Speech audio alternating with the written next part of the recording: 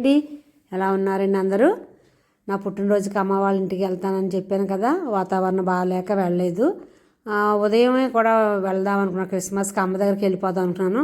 అమ్మ దగ్గరికి వెళ్ళలేదండి. ఈవినింగ్ వెళ్ళాను. ఇక్కడే రాజమండ్రిలో చర్చ్ చూసుకుని, ఎందుకంటే అమ్మ వాళ్ళు ఆర్సీఎం చర్చ్ వెళ్తారు. మేరీ మాతను తీసుకొచ్చి ఇంటి దగ్గర పూజ పెట్టించుకున్నారు 26వ తారీఖుని. నవంబర్ నుంచి పూజలు జరుగుతూ ఉంటాయండి.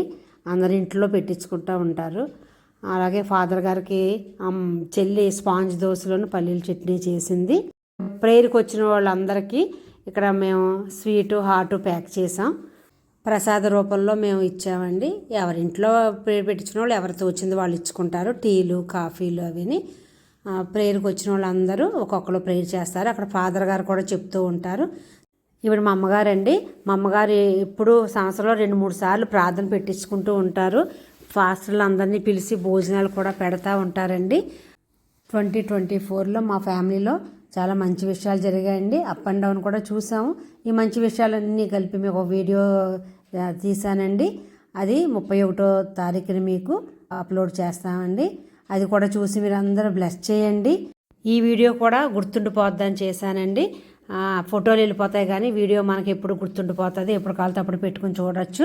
ఇది అయితే 26వ తారీఖున అమ్మ చెల్లి పెట్టించుకున్నారు. ప్రార్థన బాగా జరిగిందండి మా ఇంట్లో. అమ్మకైతే ఏజ్ 80 అండి.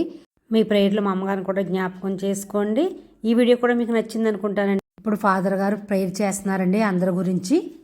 దయచేసి మరి రేపటి దినము జరుగుతున్నటువంటి జపమాల ప్రార్థన మీరందరూ కూడా అక్కడికి రావాలండి. ఏదో ఒక్కరోజు వచ్చాం నెలలో సరిపోద్దని కాదు, కానీ ఈ జపమాల మాత సన్నిధిలో పాల్గొంటే దేవుడు అనేక అద్భుతాలు అనేక ఆశ్చర్యకార్యములు మన పట్ల చేయబోతున్నాడు. కాబట్టి ప్రతి ఒక్కరు కూడా జపమాల ప్రార్థనలో ఏకీవించి ఆ మరియ తల్లి యొక్క దైవాశీస్సులు పొందుకోవాల్సిందిగా అమర జ్యోతిగా వెలసిన మరియమ్మ